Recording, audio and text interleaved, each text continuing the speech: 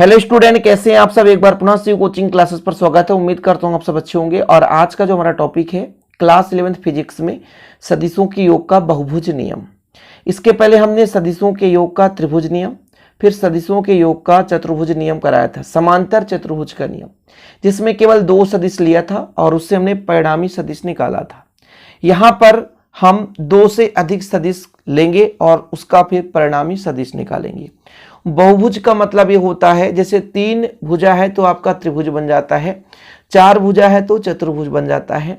लेकिन भाई यहाँ से 4 से ज़्यादा ही भुजा होना चाहिए, तभी तो यहाँ पर बहुभुज कहलाएगा। समझ रहे हैं। अब 4 से ज़्यादा 5 भी हो सकता है, 6 भी हो सकता है, 7 भी हो सकता है। ये आप जिस प्रकार से बहुभुज लेना चाहें वो आप ले सकते हैं, जैसे पंचभुज, षष्ठभुज, सप्तभुज, ऐसे करके आकृति ले सकते हो। कहने का मतलब यहाँ पर हम 2 सदिश से अधिक सदिश लेकर चलेंगे। त्रिभुज नियम, समांतर चतुर्भुज नियम, इन दोनों नियम में केवल हमने 2 सदिश लिया था, इसके बाद परिणामी बताया था। यहाँ पर 2 से अधिक सदिश ले लेते हैं, फिर उनको हम क्या करते हैं, बहुभुज की भुजाओं के साथ परिमाण और दिशा में एक ही क्रम में प्रदर्शित करते हैं। क्या करते हैं, परिमाण और दिशा में एक ही क्रम में प्रदर्शित करते हैं। थोड़ा समझने की कोशिश करें। मेरे पास मान के चलता हूं 4 मेरे पास सदिश है। वेक्टर ए हो गया, वेक्टर बी हो गया, वेक्टर सी हो गया और वेक्टर डी हो गया। ये प्यारे बच्चों 4 हमारे पास क्या है, सदिश है। इन सदिशों को अपन क्या करेंगे, एक बहुभुज के साथ जोड़ेंगे।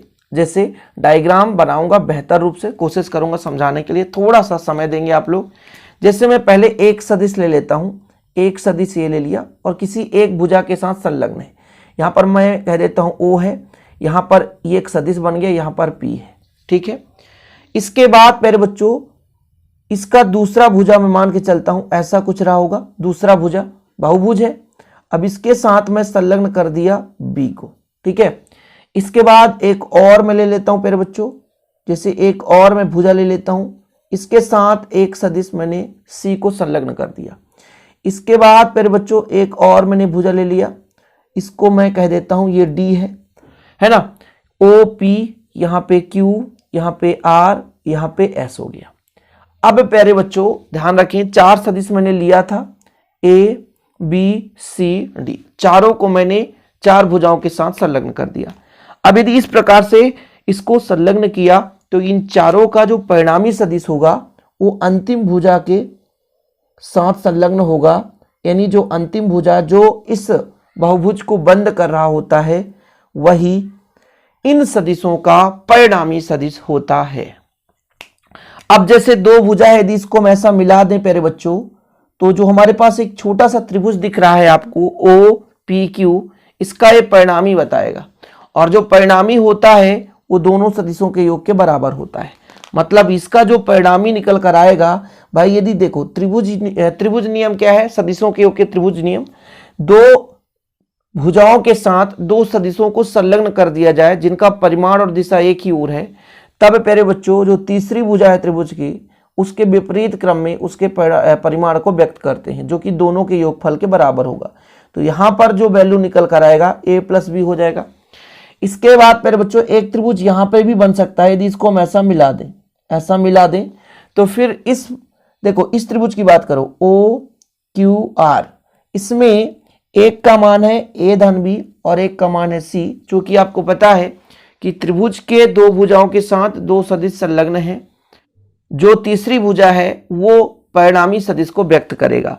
जैसे हम यदि बात करें OQR में ये 2 सदिश जिनकी दिशा परिमाण एक ही ओर है, तब इसका जो परिणामी सदिश OR होगा जो इन दोनों सदिश के योग के बराबर होगा।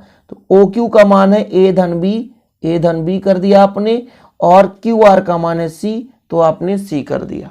इस प्रकार से आपको कर देना है। और फिर लास्ट में मैं कहूं कि भाई साहब एक त्रिभुज फिर से बन गया ORS। अब इसमें एक का मान है मेरे पास, यहां से देखो दिशा ऐसे ही है, ध्यान रखना, यहां से दिशा ऐसे ही है, तो एक सदिश का मान इतना है और एक सदिश का मान इतना है, तो इसका मान कितना होगा, तो 2 सदिश के योग के बराबर होता है। मतलब वेक्टर R बराबर, ये इस सदिश का मान है A धन B धन C, ये प्यारे बच्चों इसका मान है और इसका मान है D। तो कुल मिला के इस प्रकार से आपका परिणामी सदिश आ जाता है 5 सदिशों का, है ना। क्लियर। समझ में आया? इस प्रकार से कुछ डायग्राम होगा। तो देखो जरा, यदि दो से अधिक सदिशों को किसी खुले बहुभुज की भुजाओं द्वारा परिमाण और दिशा में एक ही क्रम में प्रदर्शित कर दिया जाए। हमने कहा कि ठीक है सर, एक से अधिक ए बी सी डी हमने 4 सदिश ले लिया, एक ही क्रम में प्रदर्शित भी किया। देखो एक ही क्रम में, ओ से पी चल रहा है, फिर पी से क्यू, क्यू से आर, आर से एस, एक ही क्रम में चल रहा है। ठीक है, तो उसका परिणामी सदिश जो आर है, परिणामी सदिश, उसका परिणामी जो सदिश है, परिणामी बहुभुज को बंद करने वाली भुजा द्वारा प्रदर्शित किया जाएगा। यानी परिमाण और दिशा में विपरीत क्रम में होना चाहिए। देखो जरा, यदि 4 सदिशों को किसी बहुभुज के खुले परिपथ में यानी खुले भुजाओं के साथ संलग्न कर दिया जाए, O P, P Q, Q R, R S, एक ही दिशा में, तब प्यारे बच्चों जो उसका परिणामी बहुभुज को बंद, यानी जो परिणामी है ये बहुभुज को बंद करने वाली भुजा। देखो यदि हमने पहले इसको लिया था, इसको रेड कलर से अलग से बताया, भाई इसका जो दिशा विपरीत है, इसका क्रम एक ही ओर है, इसका क्रम ओ से पी, पी से क्यू, क्यू से आर, आर से एस चला, लेकिन इसका जो परिणामी सदिश है वो ओ एस के समतुल्य होगा, जो आर कहलाएगा, वेक्टर आर। परिणामी सदिश को आर से प्रदर्शित करते हैं। समझ में आ गया? समझ में, उम्मीद करता हूं कि आप लोग इतना तो क्लियर कर ही लिए होंगे। अब देखो जरा व्याख्या में क्या करना है, थोड़ा सा इसको लिखना है, लेकिन मैं ज्यादा नहीं लिखूंगा, जितना एग्जाम में आप लिख सको उतना ही कोशिश करूंगा। मैंने कहा माना ए बी सी डी 4 सदिश हैं जिनका योग बहुभुज नियम से ज्ञात करना है। तो प्रमाण कैसे करेंगे? हम त्रिभुज लेकर चलेंगे, एक सिंपल, ये बिल्कुल आप करोगे तो एक त्रिभुज लेकर चलोगे। देखो जरा, पहले हम एक त्रिभुज ले लेते हैं ओ पी क्यू में। ठीक है, ऐसा लो, त्रिभुज ओ पी क्यू में कौन सा नियम लगाएंगे? तो त्रिभुज है तो त्रिभुज कहता ही है सदिश योग का त्रिभुज नियम। कौन सा नियम? सदिश योग का त्रिभुज नियम में सदिशों के योग के त्रिभुज नियम से, में सदिशों के योग, में सदिशों के योग, सदिशों के योग के त्रिभुज नियम से, त्रिभुज नियम से। त्रिभुज नियम क्या कहता है? यदि दो सदिश एक ही दिशा में है, यानी परिमाण और दिशा समान है, तब प्यारे बच्चों जो तीसरा सदिश है वो विपरीत क्रम में होगा और वो परिणामी सदिश व्यक्त करेगा। मतलब जो हमारा परिणामी सदिश होगा इस त्रिभुज का, ओ क्यू होगा, इसकी दिशा विपरीत है, और ओ पी धन पी क्यू, क्योंकि परिणामी सदिश निकाल रहे हैं तो दोनों को जोड़ना ही पड़ेगा। मतलब जो हमारे पास ओ क्यू का मान आया वो हमारे पास vector A plus vector B के फॉर्म में आया। इसी प्रकार और हम त्रिभुज लेंगे, अगला त्रिभुज लो ओ क्यू आर में। अब ये हम ये छोटे से त्रिभुज को छोड़ देंगे, इसके ऊपर एक त्रिभुज हमने बनाया है ओ क्यू आर में, तो इसका जो परिणामी सदिश है इन दोनों के योग के बराबर होगा। त्रिभुज का जो परिणामी सदिश होता है वो दो भुजाओं के सदिशों के योग के बराबर होता है। ठीक है, तो आगे आप लोग लिखोगे कौन सा त्रिभुज लोगे प्यारे बच्चों? त्रिभुज आपका अगला त्रिभुज हो जाएगा त्रिभुज ओ क्यू आर में सदिशों के योग, सदिशों के योग के त्रिभुज नियम से, त्रिभुज नियम ही रहेगा, त्रिभुज नियम से। ठीक है, चलो त्रिभुज नियम से करा दो तो कितना हो जाएगा? मैं कह रहा हूं परिणामी ओ आर है। देख लो जरा, इस त्रिभुज का परिणामी ओ आर है जो दो सदिशों के योग के बराबर है। यानी जो ओ आर वेक्टर है, वेक्टर ओ आर, वो आपके ओ क्यू और क्यू आर के योगफल के बराबर है। यानी जो हमारा वेक्टर ओ आर का मान आया, ओ क्यू का मान तो हमारे पास ये है प्यारे बच्चों, vector A plus vector B, कुछ इस प्रकार से है ना, और इसका मान है वेक्टर सी। यानी कुल मिलाकर के हमारे पास ओ आर का मान आया, कितना आया?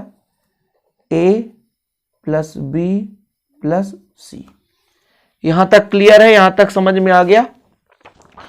अब इसी तरीके से एक लास्ट त्रिभुज बन रहा है ओ आर एस। देखो ये एक हमारा ये दिशा हो गया और ये दिशा। अब ध्यान रहे कि आप कहोगे सर ये बड़ा वाला है, ये दो छोटे हैं, तो परिणामी इसको मान लो। ऐसा नहीं है, इसमें दिशा एक ही ओर होना चाहिए।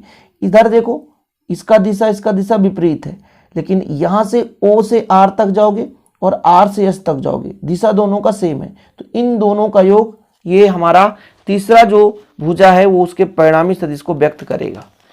यहां पर आप सदिश का लंबाई नहीं देखोगे कि जिस भुजा के साथ संलग्न सर इसकी लंबाई चौड़ाई अधिक कम है, इस आधार पर हम दे दें, तो बिल्कुल गलत कहलाएगा बच्चा लोग, ध्यान रखना, ठीक है। तो अब आप लोगे त्रिभुज कौन सा पेड़ बच्चों, ORS।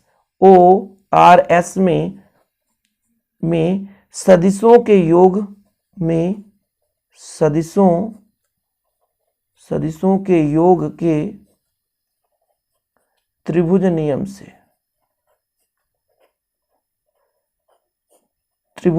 से।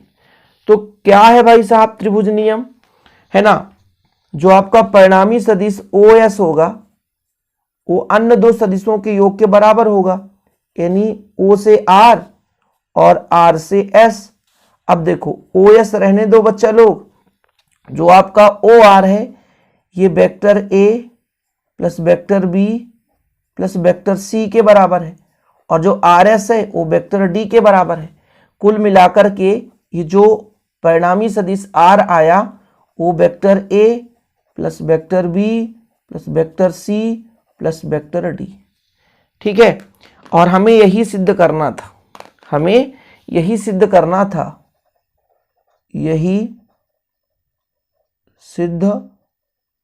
करना था। ये हमारा कंप्लीट हो गया फिर बच्चों सदिशों के योग का बहुभुज नियम। उम्मीद करता हूं ये बहुभुज नियम आप समझ गए होंगे। और इसके पहले जो भी आपको वीडियोज लेना है तो वो प्लेलिस्ट में जाएं, देखें, बेहतर रूप से तैयारी करें। और बच्चे लोग यदि आपको नोट्स लेना है तो मेरे पर्सनल नंबर 9685299149 पर कांटेक्ट कर सकते हैं। 100 रुपीज चार्ज है 1 सब्जेक्ट का। बेहतर इसी प्रकार से हैंड रिटेन नोट्स आपको मिलेंगे। चलिए मिलते हैं वीडियो के साथ। जय हिंद, वंदे मातरम।